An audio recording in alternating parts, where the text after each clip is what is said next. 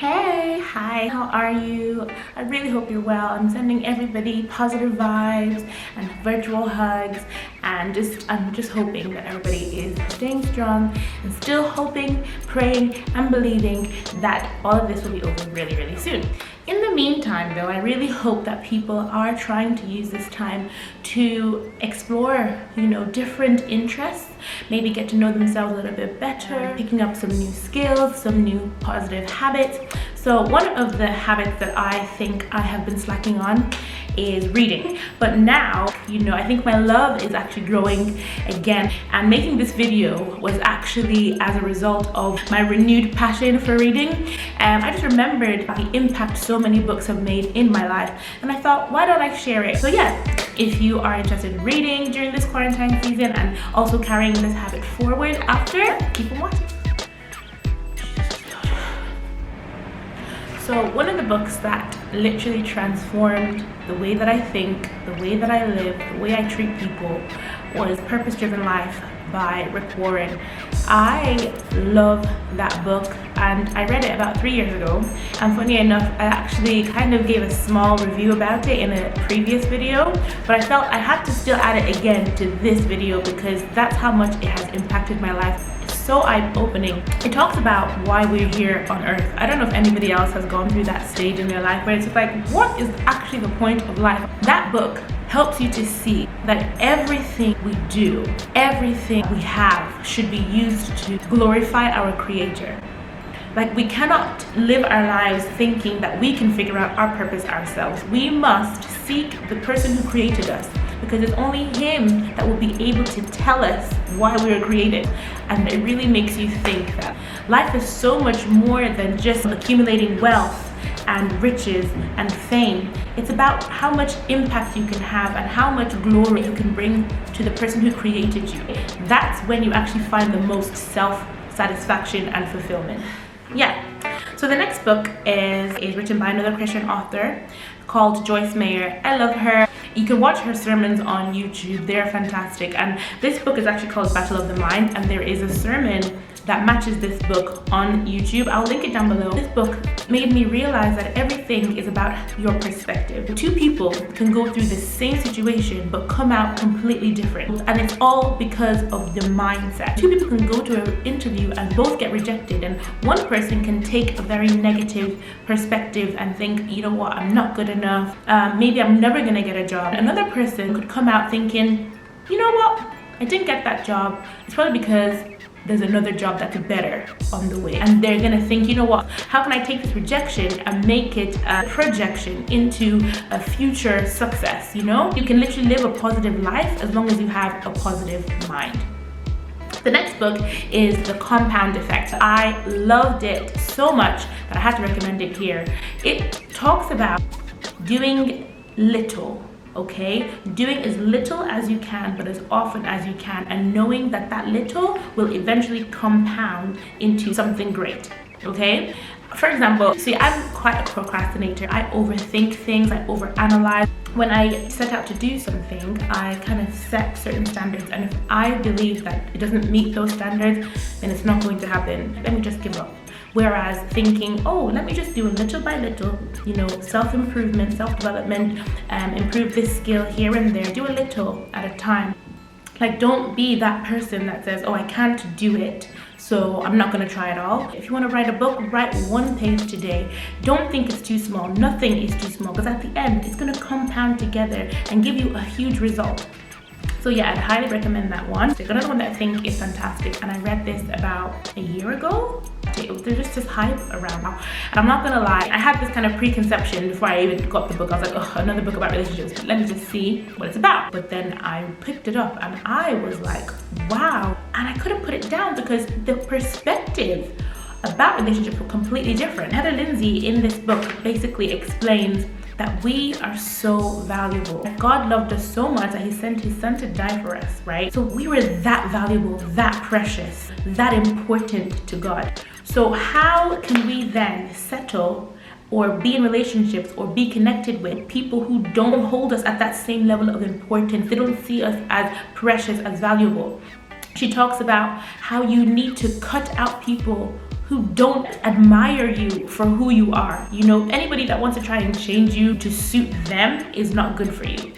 People should be in your life to help you improve yourself for yourself, not for them, not for their benefit. So yeah, that's what this book talks about. And I was like, wow, I'm so impressed, Heather. You go, girl. And then another book called Fourth Dimension, written by Yonggi Cho. Look, I read this, I think it must have been about 6 years ago, guys, but I had to put it in this list because when I tell you, my prayer life went from 0 to 100. There's this man in it. He tells us that in this book that he was homeless at some point, and there used to be this woman. So she used to come and try and preach to him, tell him about God, and he was not having it. He was like, can you just leave me alone?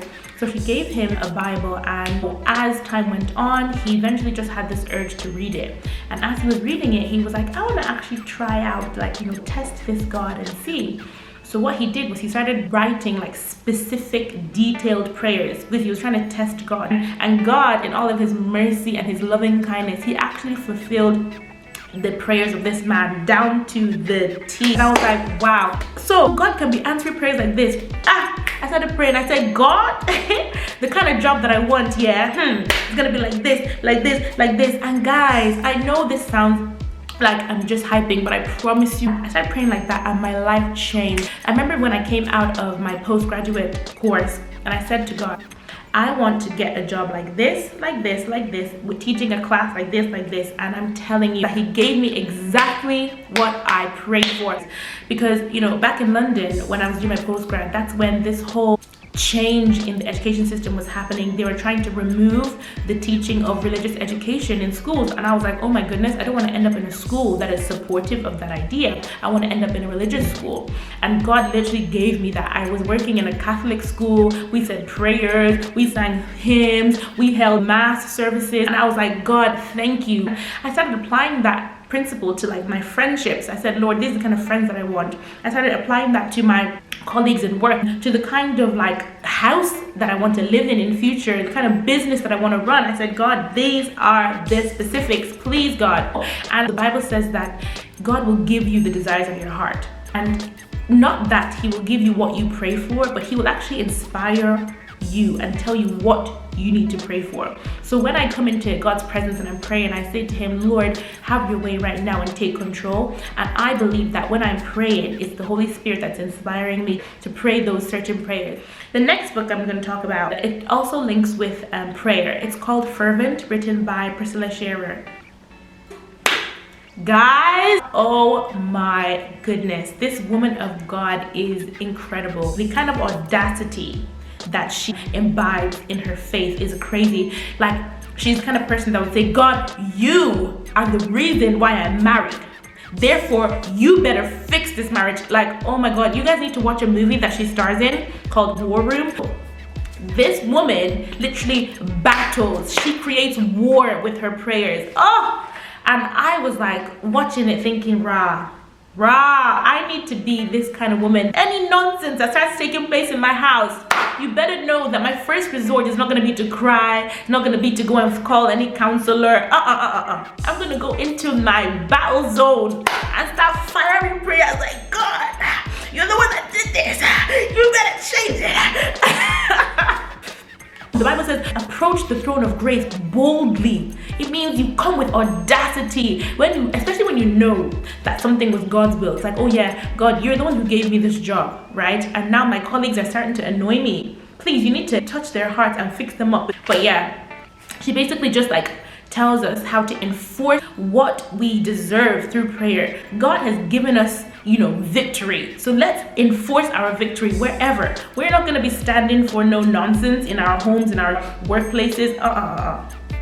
We are going to enforce our victory, and we're going to wage war against the enemy behind what is going on. See, a lot of people attack the person. They don't attack the spirit that is controlling the person. And the Bible says that we do not fight against flesh and blood, but against principalities, powers, and rulers of the darkness of this world. Everything is controlled by the spiritual realm. I don't want to start going too deep into that right now, but that probably will be a topic for another day. But the physical is just like a manifestation of what has already taken place in the spirit realm.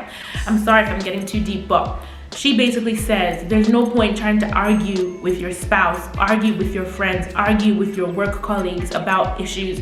Go to the place of prayer. I'm sorry. Let's go back to the book review. No more preaching. The next book I'm going to recommend to you is The Alchemist by Paulo Coelho. Now, I know it's not written by like a Christian author or anything, but like I said, this list is for books that have impacted me, whether Christian or not. So this book basically outlines like the power of dreams and never letting go until you see your dreams become a reality. Like no matter the circumstances, no matter the opposition that you face, just keep pushing simply to see your dreams materialize. It's just such a beautiful story about how he actualizes his dream. He was like, you know what? My dream is so big that I can't just keep it to myself. I need it to materialize because it might impact the world. That's kind of the message that I got from it. So yeah, it's just beautiful. I think you guys should read it. Let me know what you think if you have read it, and yeah, if you do read it, let me know your thoughts as well. And then the next one, The 21 Irrefutable Laws of Leadership by John C. Maxwell. One of my really good friends actually recommended this book to me, and I was thinking, I'm not any kind of leader, why is he recommending this book?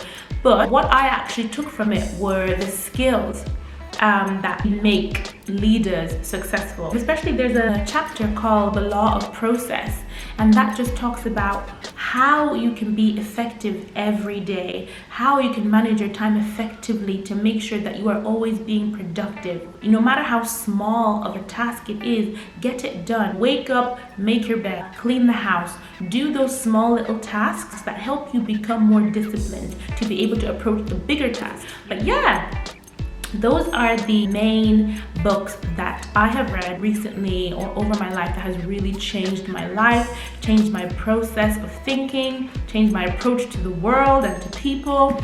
And yeah, I hope you have enjoyed this book review video, and let me know what other kind of videos you want to see. Since we have all this time on our hands, let's try different things. Let me know what you think about these books. Comment down below if you've read them, how did they impact your life, and you can maybe add to my list. Give me some more books that I should read that might also impact my life further. And yeah, thank you so much for watching again, and don't forget to heed the calling. Take care.